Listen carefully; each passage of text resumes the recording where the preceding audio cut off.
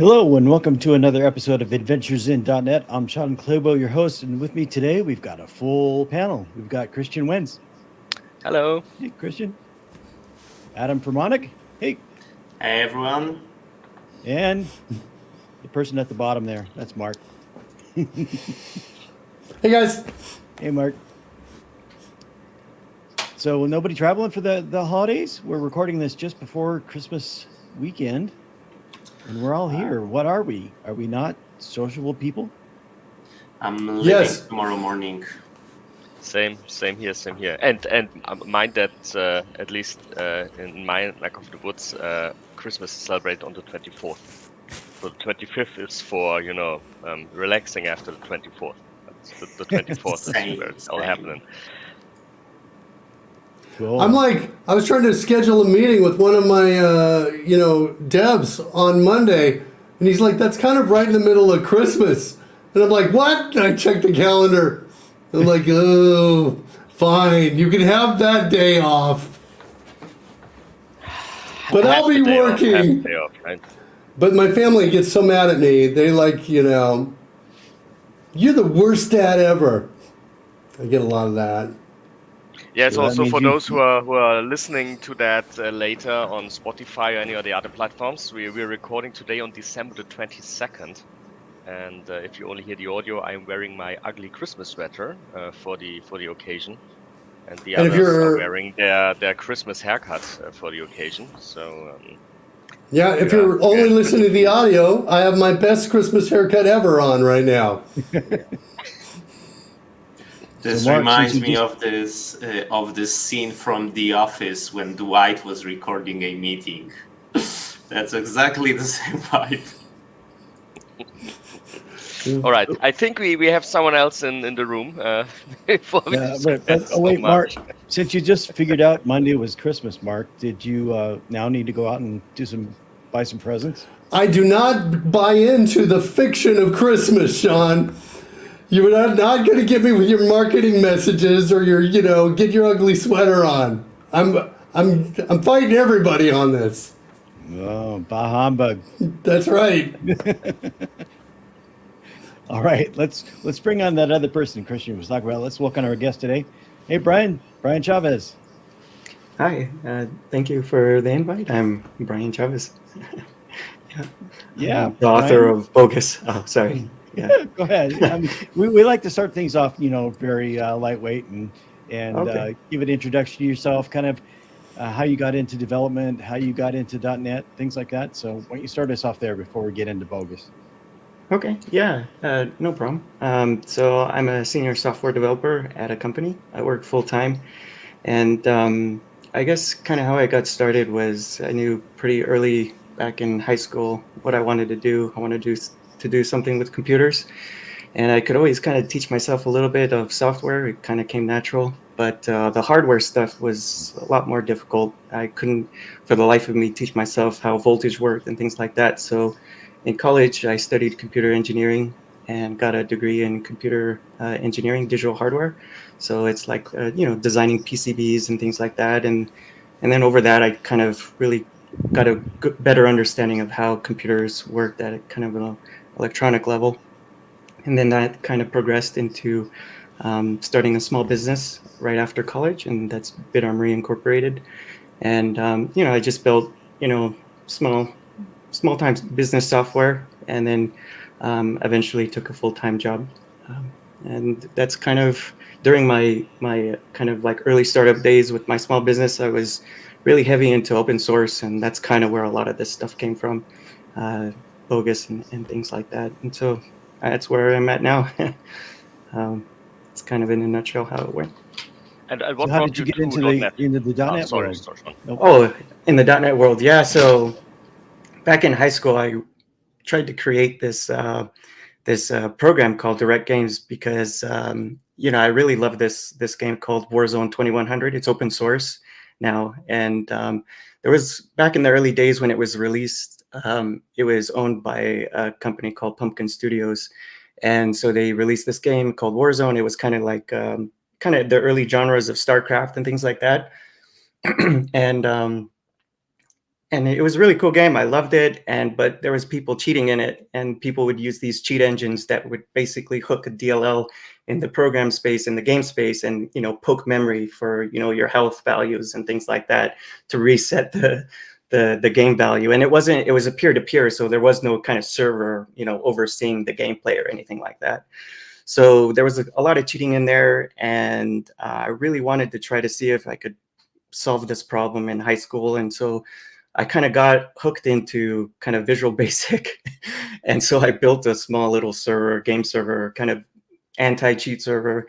It's basically like a lobby platform, and it would launch the game for you while in the background scanning, your process list, making sure there wasn't, cheat engines running to, cheat in the game. And that worked well, but it didn't work well enough because the server crashed basically right at about 35 users. And at that point in time in high school, I really didn't understand like data structures or anything like that. So kind of, I had to mature a little bit more in that respect. And through college, I learned Java, C, and things like that through my coursework. And then kind of towards the tail end of college, I, C# 1.0 dropped and .NET and all this stuff. And I thought it was really cool. And I started looking more into the language, C#, how it was pretty well designed, the APIs. And, it was, I felt there was a lot of productivity I could get out of the language and the developer tooling around it. And so that's kind of how I fell into .NET. And now I'm kind of stuck. I wouldn't say stuck, but I just love .NET now.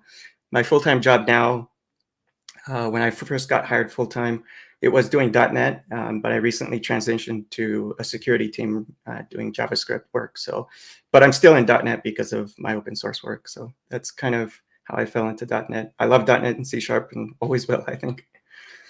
Yeah. Yep.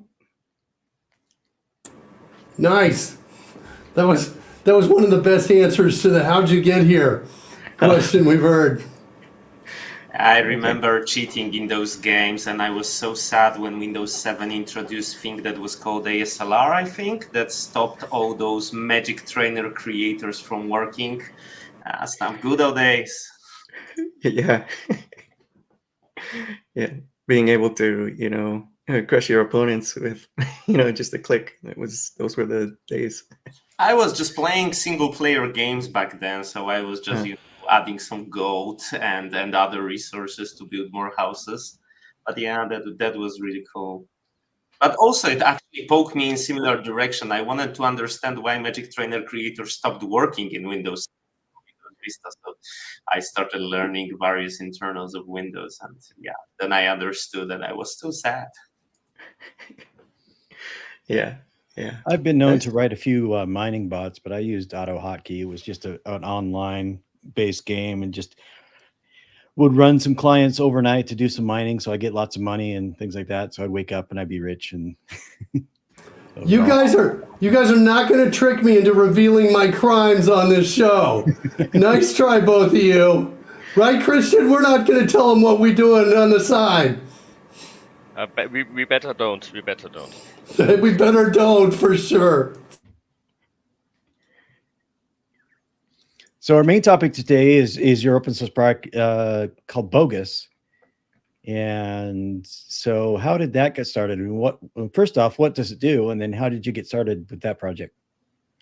Yeah, so Bogus is a fake data generator. It basically helps you build fake data. I think we've all been in that one, sitting in our computer chairs and typing up on, our apps. And then we get to the point where we hit F5 and we want to see it work a little bit. And then, we'll type in test user 1, test user 2, test user 3, and then that kind of gets a little bit repetitive. And then, we get some idea that it's working, but I this was kind of the state of development back then. And I think I was watching a Pluralsight video back in 2015 called Rethink DB Fundamentals by Rob Connery. I think, it was a long time ago. Back then, MongoDB and these document databases were up and coming, and Rethink DB was an alternative to MongoDB at the time. And so I was learning that course, and I think in one of the modules, he mentioned something about Faker.js and how he was able to populate a database with Faker.js. And I'm like, wow, this is really, really good. We need something like this in .NET. And we also need, to connect to RethinkDB natively in .NET. So I built 2 open source projects. One is Bogus, which is a port of Faker.js, and a RethinkDB database driver to connect to RethinkDB. And that and kind of when I was sitting down, I just kind of had this one feeling that .NET needed this, because I've been in that situation so many times writing test user 1, test user 2. It was crazy. So it's just like I just knew that we needed a good solid fake data generator in .NET because of the types of applications that we build, enterprise applications. We want to be able to test our apps with what realistic but fake looking data. And you can kind of get into it because it gets a little bit further when you build your applications, because test user 1, test user 2, let's say you're building a WinForms application, maybe the margins are just perfect for test user 1 and test user 2 and test user 3. But what happens when you throw in Richard Chavez or Richard Blumenthal or something like that, where it goes just past the margin, and now your UWP or WinForms app is a little bit off, and now you got to try to tinker around with the scroll bars to make sure that the whole name, you can see the whole name and things like that. So when you have synthetic data that looks realistic, it gives you a deeper intuition about how your app is functioning. And it's not just GUI apps, but server applications too.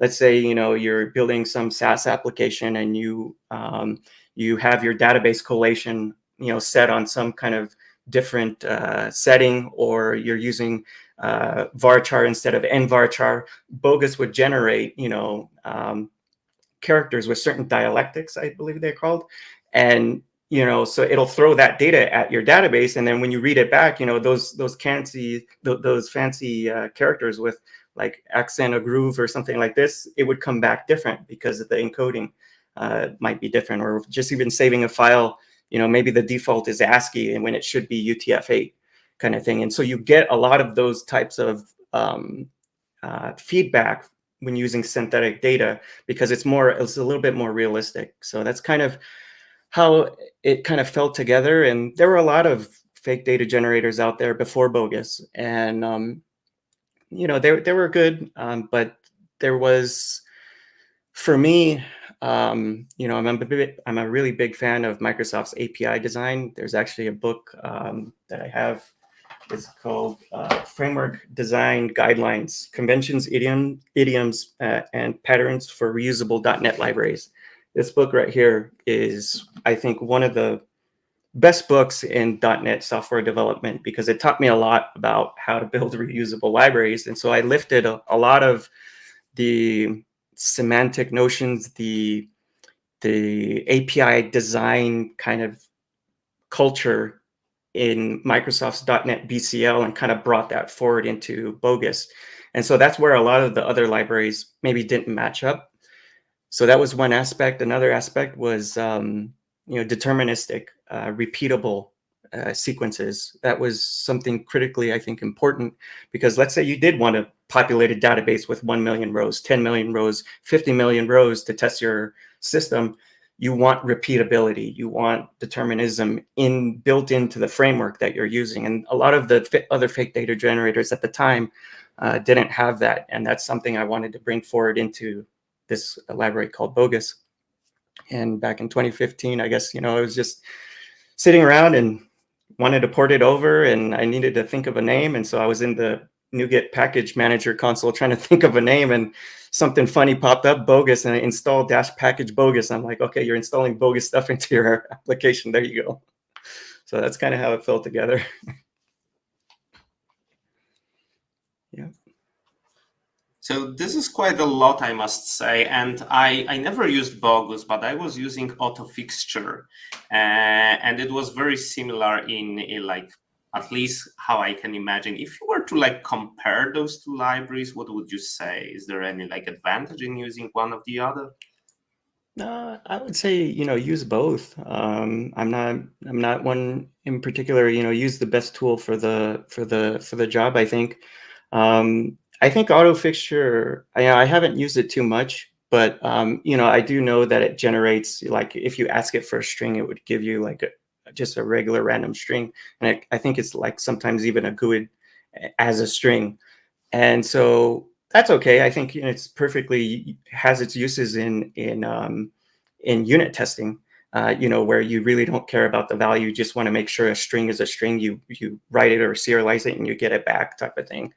Whereas with Bogus, if you want, you can use Bogus for unit tests, but you can also use it to, I think, probably the best case is like populating databases or generating kind of more realistic data. Like a person's name would come out Brian Chavez or Matthew McDonald. It would actually generate realistic looking names instead of a GUID for a first name or a last name. If it spits out my name, I would be very surprised. Yeah. So the way that kind of works is there's the dictionary underneath the hood, because it, kind of going back to the design and the build of Bogus, I wanted to leverage Faker.js's community, and I wanted to leverage .NET's community as well. So part of the design and build of Bogus is to not just port over some of the APIs, which can be almost one-to-one matched. There's a little bit of a sprinkle of .NET APIs design standards on top of that. So it might not match parameter for parameter, but they're pretty close. So it's easy to transition between both Bogus and Faker.js. But one of the big design goals I had was to make sure that I could pull down their locale data. So with Faker.js, you could have the English language.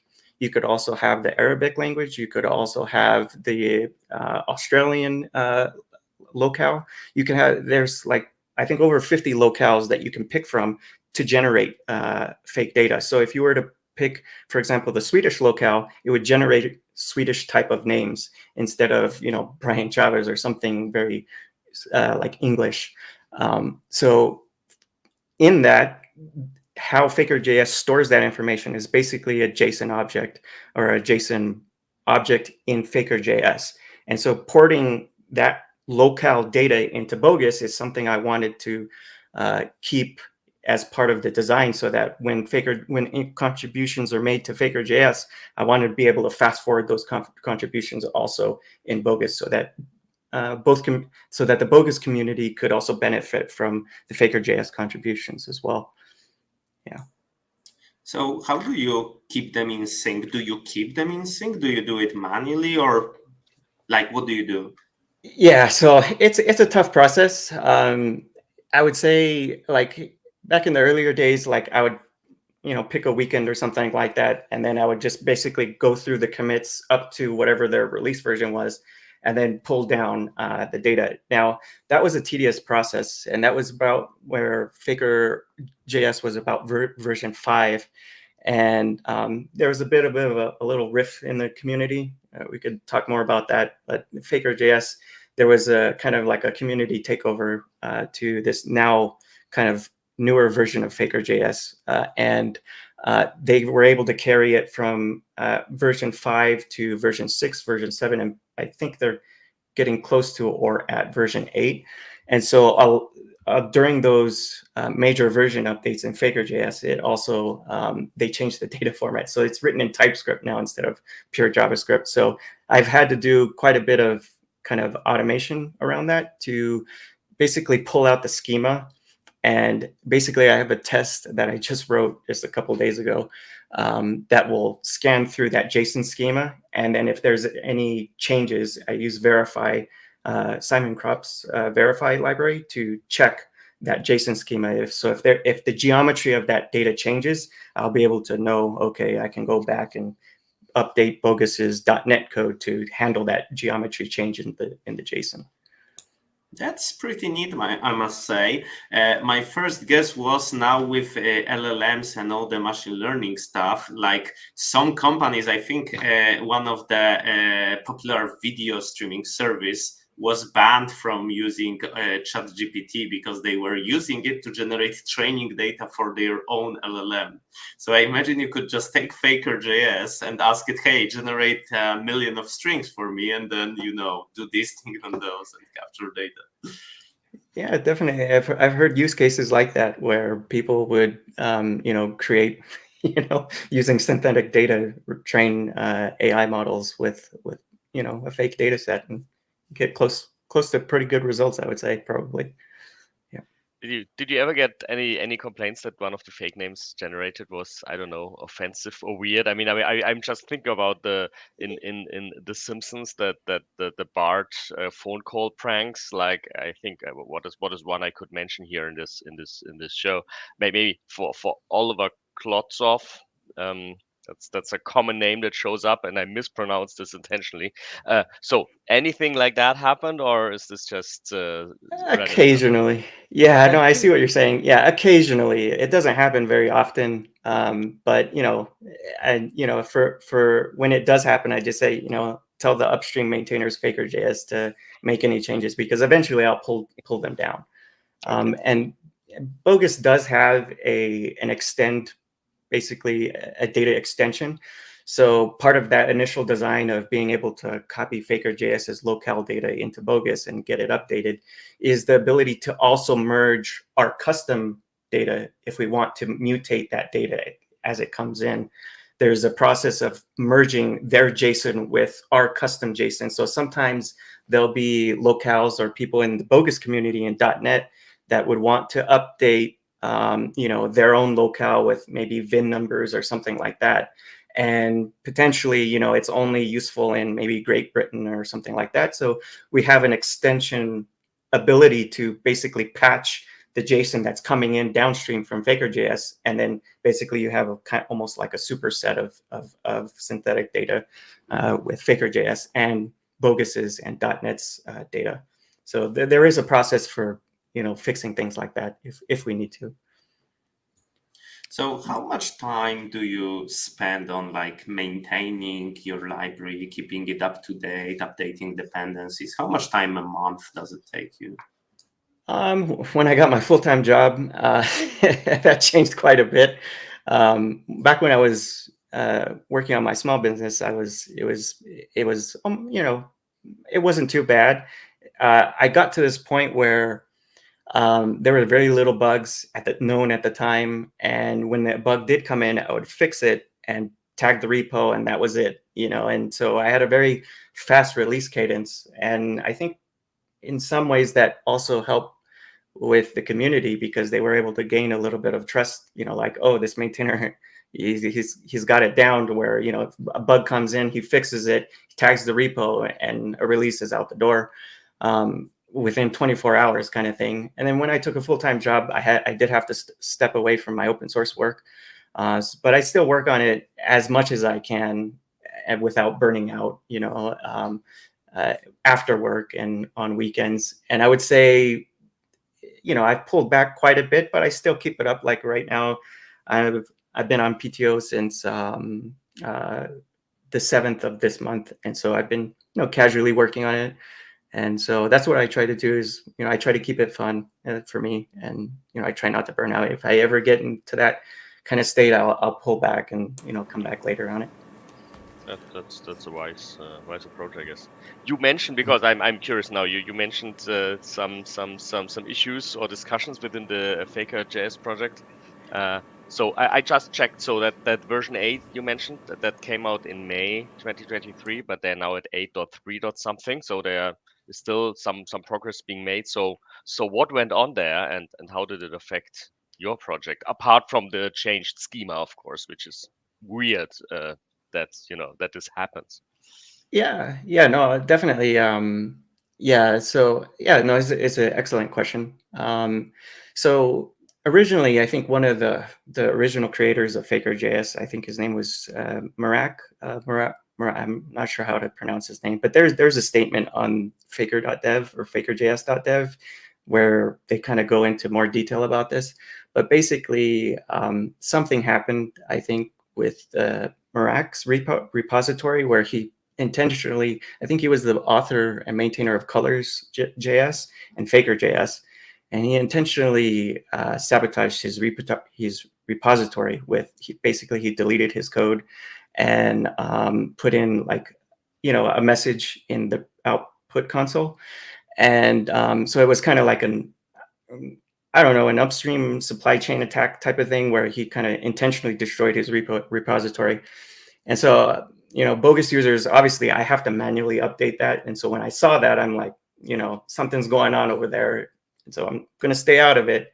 But the community basically got together and was able to fork his repository before he kind of sabotaged it, and basically came up with the current pointer that we point to now upstream, which is the Faker.js community's version instead of Merak's version. So that's basically what happened. Yeah, I guess he wasn't getting paid, I think, for his open source work, or he got upset about it, and he quit, basically, I think. I think he put in an infinite loop, right? Yeah. And I mean, but what was I still remember that I think the combined number of weekly downloads of Color.js and Faker.js was, I think, 30 million. Yeah. Right? And I mean, I do a lot of web security, right? So I always tell people, yeah, I mean, you have to stay up to date. But of course, everyone who doesn't look at things and doesn't have automated testing in place, they just run an npm upgrade, whatever, early Monday morning, and then out of a sudden the application ceases working, right? So that's exactly. And even in the .NET space, we don't run JavaScript in Bogus, so if we just copy the JSON locale data, which is that's the only thing we care about. But when I did see that, I'm like, something's going on, but I'm glad that the community got together and was able to revive the repository and was able to carry it forward from version 5 to now version 8. And so now I've been kind of catching up on my PTO to try to catch up to their current version. Brian, I've got a question about your favorite aspect of the API or the architecture that gives you the most power and the most easy to read statement and the least amount of effort. What are you most excited about for you with this? Yeah. So in the Bogus README, I kind of give like three flavors you could use Bogus. The first one is to use kind of like a Fluent syntax, and I kind of borrowed that from Fluent validation, where we kind of build validation rules for validating our DTOs as they come in and process them.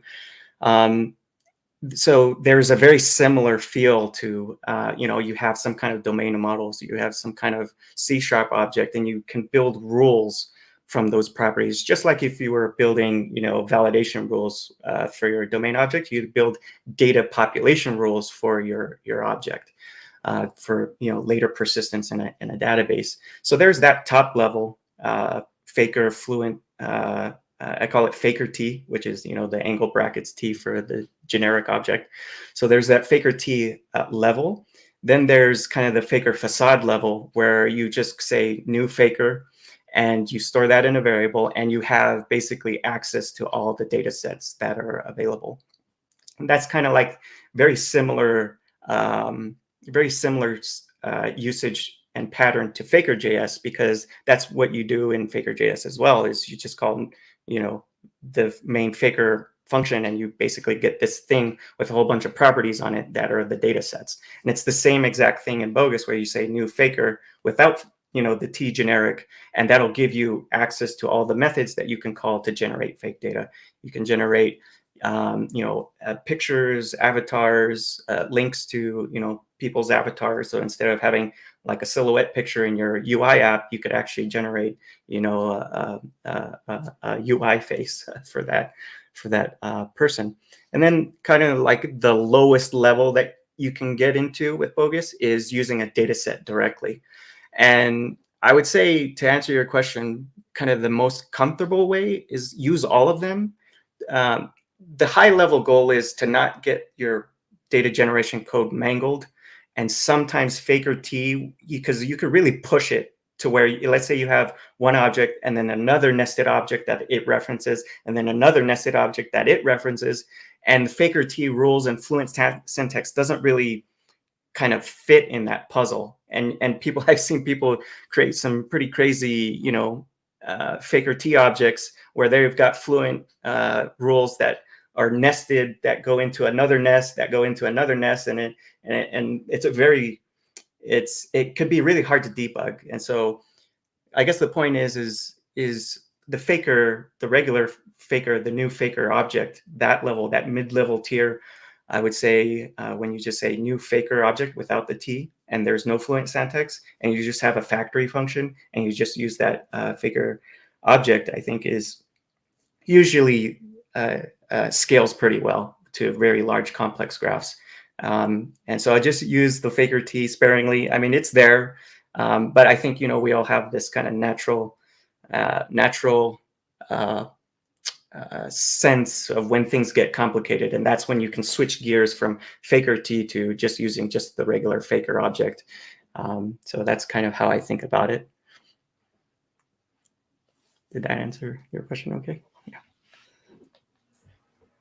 So is there a way to create, or not create, but to have it a guard for creating real data? I could see, like, you don't want it to create a real email address, so your system doesn't accidentally send out an email to somebody that's not expecting it, or maybe phone numbers or addresses or things like that. So is there a way to put some sort of guard in there for that? Yeah, so it's basically up to the developer. I'm waiting for the case or the GitHub issue that comes in that says that I received a whole bunch of, UPS packages at my doorstep because, the test data was used in production or something like this. I'm waiting for that GitHub issue to appear, but it hasn't yet so far. But it's possible that, Bogus could generate a real name. It could generate a real address. It could generate a real, Android user ID. It could generate a real Bitcoin address. It could. I think zooming out, it would be limited to basically the random seed space, basically, I think, at some point, and whatever data sets that we pull in from Faker.js. So it's possible that it could generate something, but I haven't heard a report of it yet. And there's nothing to protect it. Sorry. Oh, yeah. There's nothing to protect you from using the synthetic data in production. And if you do use it in production, I mean, be careful, because it is potentially could be real. I could see some like configuration that says, please do not use any existent domains, only use something that doesn't exist or something like that. That's what I was thinking. I was kind of peeking in that direction as well. So how you do a random email address? Are they all at example.com, or how do you do phone numbers? Yeah, so I think in our data set and the EN locale from Faker.js as well, they do have Gmail addresses. They do have the domain Gmail. They also have the Yahoo domain and other various ones. But you can, as part of Bogus's API, specify a domain if you wanted to. So if you have a test domain, or you just want to make something that is black holed, you're certainly welcome to do that in Bogus. And I give you the APIs to do it.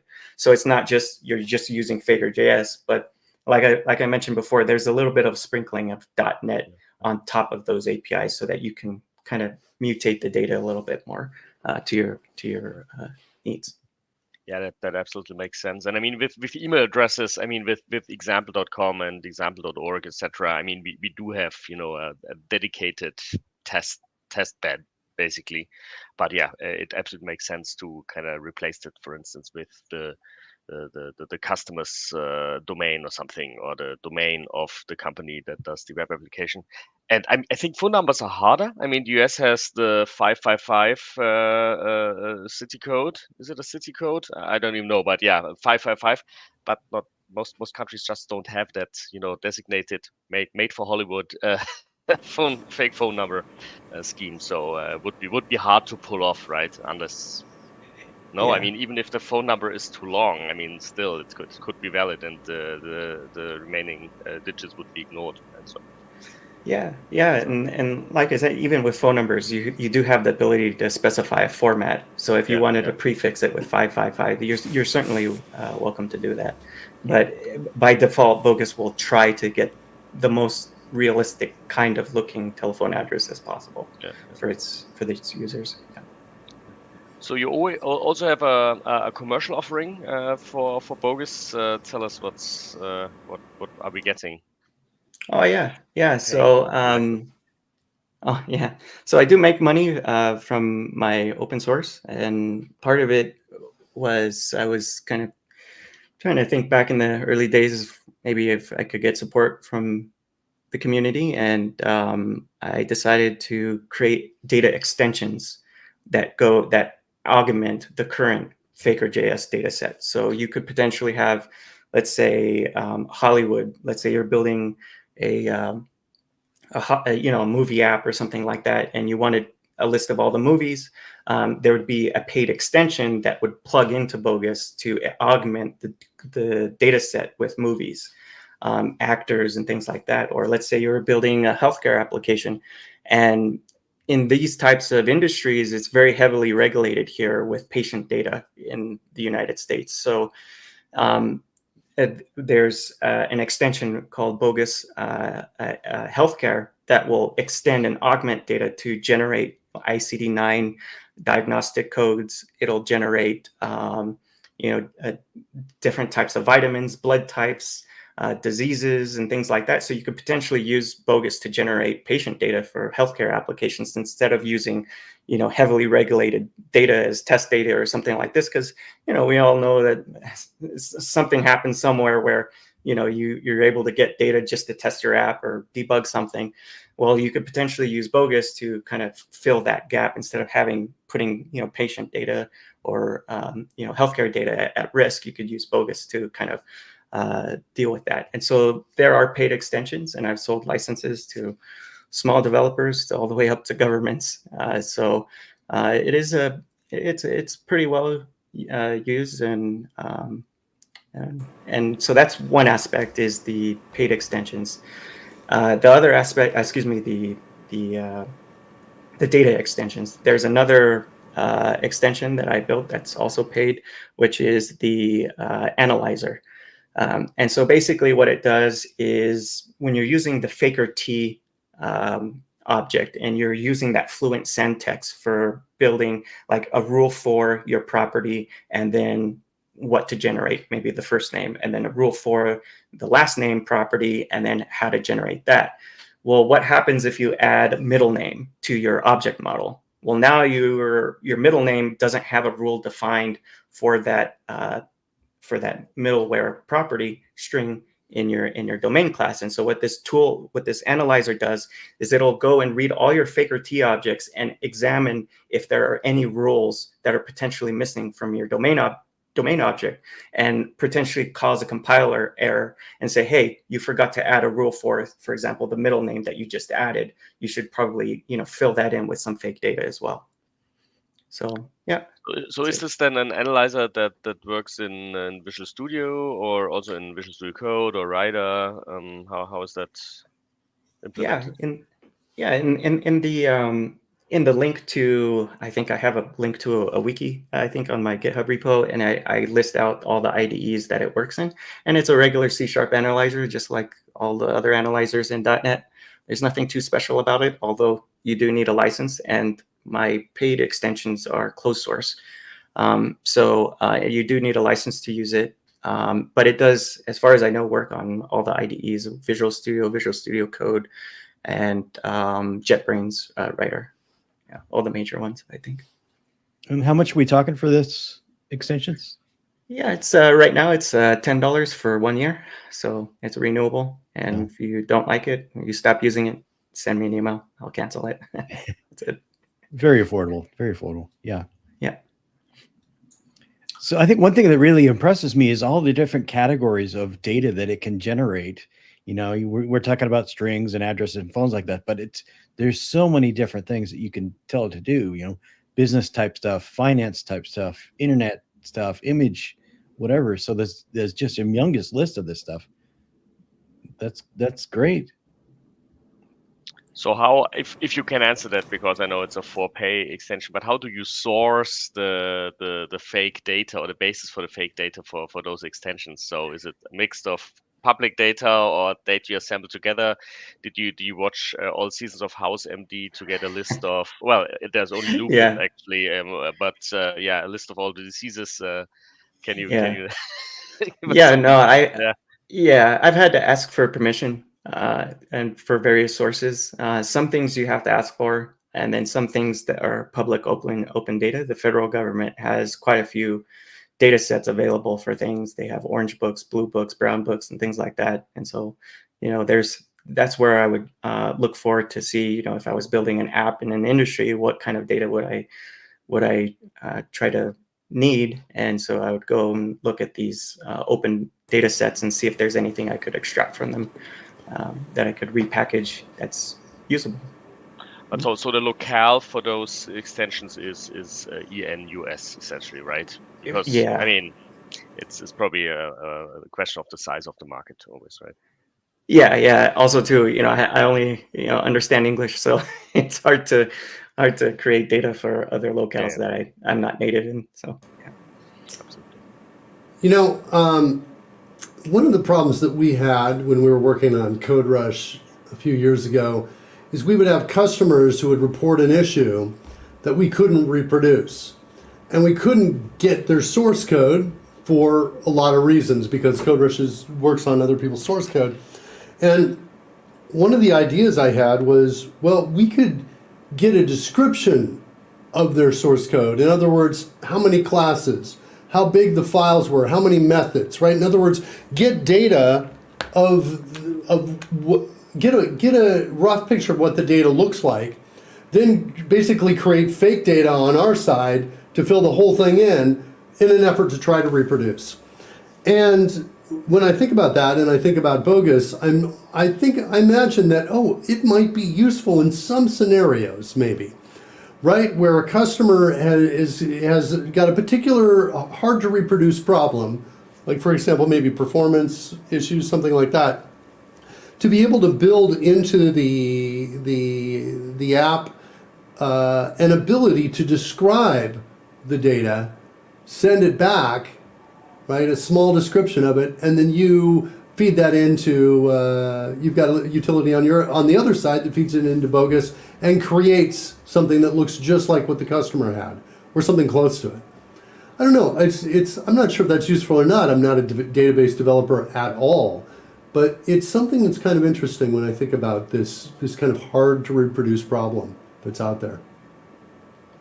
Yeah, I think you actually hit on a really good point, because I've seen some activity out there, because I do keep an eye on how Bogus is used and things like that, and I have seen some tools where they would layer an anonymizer on top of the data that they process or take out from a secure environment like production. They would layer some type of an anonymizer process, and Bogus is kind of bolted onto that to kind of anonymize, potentially, social security numbers, email addresses, and things like that, where you're using the fake synthetic data generator and repopulating that data when you're exporting it out for potential PII information or something like that. I've seen some tools start to go in that direction. It's interesting take. It's cool. I like it. Is Bogus compatible with all versions of .NET?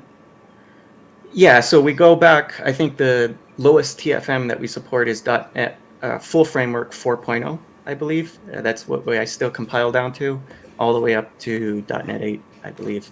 We ship with the Net 6.0 TFM, but when you load it into a project, it uses the Net 6 build, I believe, in your .NET 8 project. And the reason we do that is because we also want to support time only and date only. So there's some new data types that we want to generate. Right. So if the .NET version is supported, you support it. Yeah, right? pretty much. So once what's the next? So when .NET 7 goes out of support in May, then you'll stop looking at .NET 7, more or less, right? Potentially. So you're not making it, incompatible. But No. yeah, Yeah. it's going out of the test bench. Yeah, I think at least for me, I think part of why Bogus is successful is because of the broad support. Even .NET 4.0 projects can use it. I mean, you're not going to get the latest and greatest, .NET types like datetime only, but you could still use it in very legacy applications and projects. And I think it's just me and my personal feeling that it is important to support those types of legacy because it's not too much work on my side to make sure that it compiles or builds. It's just an if-def statement somewhere. And I'm not too crazy into bolting down into some API that's not super compatible. There's no crazy dependencies that Bogus has other than the .NET runtime. So there's not too much that we kind of, in terms of API surface that we touch that would be really hard to maintain. But yeah, it's .NET 4 is the lowest, and you should be able to use it. It's .NET standard compatible too. So yeah. So your latest release is only a couple weeks ago. You're version 35 now. What kind of things are you working on for version 36 and beyond? Yeah, so lots of stuff, there's probably one of the most requested features is getting resynced up to Faker.js's data locales. I've had quite a few requests for like the Swedish locale to get updated. I think there's a couple more in there. So I have a whole kind of handful of tickets that I need to resolve by getting that pushed forward. And so right now it's, I'm doing some small changes because I'm trying to, I'm on PTO now. I'm getting back into the swing of things. It's been a while.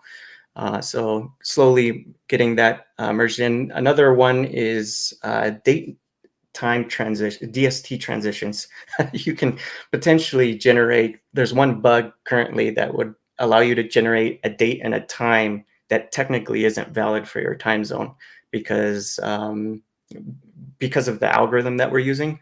And one potential fix, we have a PR in the wings that will potentially get merged in that will hopefully solve that problem. And also another important one is right now, when you think about deterministic data and using Bogus, you basically have a seed, but what about time? Time with generating dates in the past based on a seed is also, you have to have an anchor in time to start your seed from. You can't just kind of anchor it to now because now is always changing. So you have to pick an anchor point in some time in the past and then do your calculations based on that seed, either forward or backward. So you have to have some type of time anchor. And right now the API design is a static one. So if you would anchor your time statically with a static field and property, and we all know that that's kind of a bad pattern because it would be better if you could set that time anchor instance on the Faker object itself instead of a statically one, because your code base might be pretty large and you might need static. You might not need static in a different part of your code, and that kind of messes things up in your unit tests. So trying to pull that code, refactor that code out so that it works. Time anchors only happen within the context of a Faker object is basically what we're going to be working on pretty soon too. And that kind of leads to even a bigger issue is how do you keep deterministic data deterministic in the face of updating locales? And that's a whole nother issue, but yeah, we can get into that if you want. Wow, that is an issue. Yeah. It's so the versioning, that's why it's at version 35, is because it kind of does and kind of doesn't follow semantic versioning. The biggest thing for me is that if there is any of my tests that break and they were deterministic unit tests, if they break, then I'm probably breaking someone else. So that's a signal for me to increment the major version number, say, hey, I'm letting the community know that potentially either I updated a locale and they changed the arrays values or the order of those array values, then potentially, I have to do a major increment because I consider breaking determinism as a breaking change. So that's why it's at version 35 right now, is because, we've had quite a few deterministic changes, break things. So, yeah. So is there anything we haven't covered about Bogus that our listeners should know about? No, it's a cool project. It sounds cool. Yeah, it's a cool project. You know, there's not too much more than that. There's a lot of YouTube videos out there that people can create, you know, or that people have created. And I think Nick Chapsis, I think, you know, a YouTuber out there, he made a video on Bogus. So there's a lot of learning material out there. Also, I might be doing another podcast in April, but we'll see. Yeah. So yeah, just lots of things to learn about it. And if you have trouble, you know, you can always, you know, create a GitHub issue, or the discussions tab is also open. And I try to get to them when I can. But, you know, I do have a full-time job, so it's hard sometimes, but yeah, I do try to. We have to get more premium subscriptions so you don't have to have that full-time job. There you go. There you go. That's one way to do it. Yeah. You know, for the number of downloads you had for that, if you just have, you know, a premium subscription for just 10% of those, you'd be pretty good. Yeah, I think so. Yeah. I think what's the download number? Let's 61 or 62 million downloads. 62 million. Yeah. Yeah. Yeah. Okay. With that said, I think we'll move on to picks. Let's go. Christian, why don't you start us off with picks? I will. So as we're recording this a few days before Christmas, I thought about Christmas-themed picks. So for those who are listening into this podcast briefly after recording or are joining us live on LinkedIn or YouTube, there are many Santa trackers, right? So you see where Santa is, and you can report sightings and stuff. And it's always it always takes me some time to get into, you know, solstice mood, but this helps me. And of all of the Santa trackers, I prefer the one Google is doing because they use a lot of gamification, and that's also quite nice fun. And if you're listening to this after the holidays, then I just recommend you watch probably the most traditional Christmas movie there is, and that's Die Hard 1. Because Die Hard, I think it came out in summer, but it takes place on Christmas. So there's no better way than celebrate Christmas. If you celebrate Christmas with Die Hard, and if you don't celebrate Christmas, watch Die Hard. I think it's a movie that aged quite gracefully. Yeah, I just watched it. So to me, it's a Christmas movie. Yep. Christmas music, Christmas setting, all that kind of stuff. You can't orbit that one. All right. So Adam, what's your pick? So my pick for this week is continuing virtualization in Android. And recently Google announced that Android virtualization framework is going to be a part of Android 14 and onwards, meaning that virtualization is going more and more into mobile devices. So probably we'll have some brand new areas where we can actually hack things, and deal with security. That's for Christian, and obviously do some fancy stuff like running Windows on Android or Mac OS on Android, because why not? So I highly encourage you to take a look at that, the design and what's gonna change in Android, and just looking forward to what the future is gonna bring in terms of what I'll be able to run on my mobile phone. Okay. Mark, you're next. Well, I tried watching Rebel Moon, and the first 30-40 minutes of it are not great. It starts to pick up. I realize I have the most empathy for the character I have the most empathy for is the robot. And the robot is emoting better than a lot of the other actors around. It's the best actor in the show, right? So I wanted it to be great, and so far not. It's picking up a little. There's some interesting things, but I was hoping I was going to be able to bring that. I'm not. All I got for you kids is GPT-4 1106 preview. I asked it a math question the other day because I'm like always curious to see, how they're doing over there. And it stunned me with the answer. I basically said, look, I've got 4 numbers in this pattern.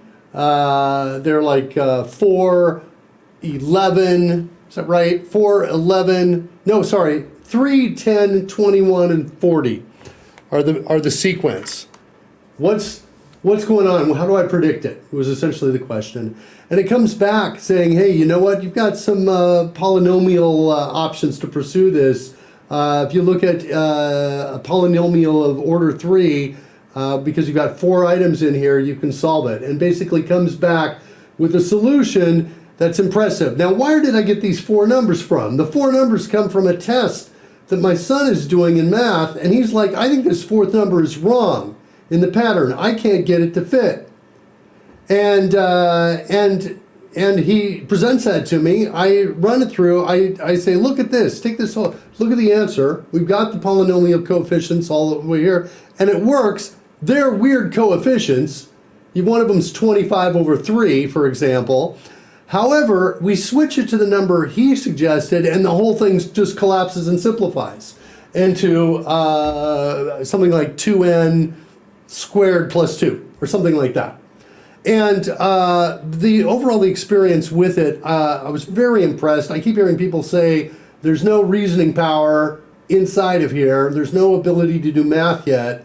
And yet I'm seeing evidence that the math is strong. And I think it's going to get significantly stronger as we move forward. Anyway, that's it. But you can now do images and things like that, all sorts of things in ChatGPT now. Yeah, one of the also interesting options here is they've got support for code interpreter as well. You can just turn that on or off. So it's, from my perspective, I deeply appreciate this option. So yeah, we're definitely going in kind of a cool direction. Related to all of this, the ousting for a moment of Sam Altman. Did you guys hear about this? We probably don't have time to talk about this at all, but it was reportedly because of some top secret stuff inside that people thought was going to take over the world. I saw it, but I didn't dig into it that much. Don't dig into it, kids. It's going to be scary. Yeah. One thing I saw that was really cool that Microsoft is doing is that it'll actually generate your Git check-in comments now for you. So yeah, we're actually doing this in CodeRush. I think I told you about this. We've actually got XML.comment generation using ChatGPT, basically the OpenAI engine, and we are modifying. I say we've got that. We're not shipping that yet. I'm the only person who's using that feature right now, but it's pretty good. It's pretty good. The biggest problem we have with it is it's got phantom exceptions that it talks about. It says it raises this exception, and I'm like, no, it doesn't, like that. And so I got to go after that. But other than that, I used it just today, and I was really impressed with how fast it generated a reasonable comment about what the code did. Oh, so that's XML comments. I always talk about your Git, when you check in your code. Right. Instead of just saying, blah, blah, blah, blah, blah, whatever, Right, generic. But I guess what I'm saying is describe with changes that you did now. Yeah, that's what I'm talking about. Is I'm talking about basically the same thing, even though one's bigger. They're essentially analyzing the code and describing what's happened, analyzing the changes, describing what's happened. Yeah, I think we're moving towards a space where the tooling, I think, is going to get really, really good. I'm using in practice every day. I'm using OpenAI cognitive services to write code, and the results are getting better and better. So, cool. So I'm really liking it. All right. So my pick this week is Reacher Season 2 on Amazon TV. So I really loved, he's just such a badass, Sean, but he's a good guy. Sean, trying to help people out. Sean, I can't watch shows with people with big muscles. My wife looks at me and like, what is that? And I don't know. It's a muscle suit. Don't look at me like I'm camera like, angles. It looks unnatural. I think there is some CGI taking No, place. we do. That guy I just read an article. They're purposely putting camera angles and other people that are next to him in positions that make them seem small compared to him. And probably with a wide angle lens too, right? And they get really close to him, right? Yeah. Everybody else looks tiny. Yeah, I keep trying to explain it to my wife, but boy, you're making it hard and hard with these picks, Sean. Can we get like a young Sheldon or something from you? All right, I'll try to come up with something next week. All right, Brian, do you have a pick for our audience? I'd probably maybe mention another open source project called Simple Injector. I think that open source project, it's basically a DI container. I really love that Simple Injector DI container. I know Microsoft has a DI container now, but before Microsoft, I was a big fan of Simple Injector. And, if you're building a small app or console application or command line application, and you need a basic DI container, I think Simple Injector is a really good choice. That's it. Okay, Excellent. Great. Thank you very much for coming, Brian. Yeah, thanks so much for having me. Fantastic show. Thank you. Thanks, Brian. And Thanks, Brian. if our listeners have comments with feedback for the show, they love to hear from you. They can get me on all the platforms, even Blue Sky now. I finally got invited into Blue Sky. So You could have asked me. And I would have more than one friend, really. all right. Yep. So at .NET Superhero. Catch me on wherever you want. Thanks, everybody. And we'll catch our listeners on the next episode of Adventures in .NET. Bye-bye. Happy holidays. Thanks so much.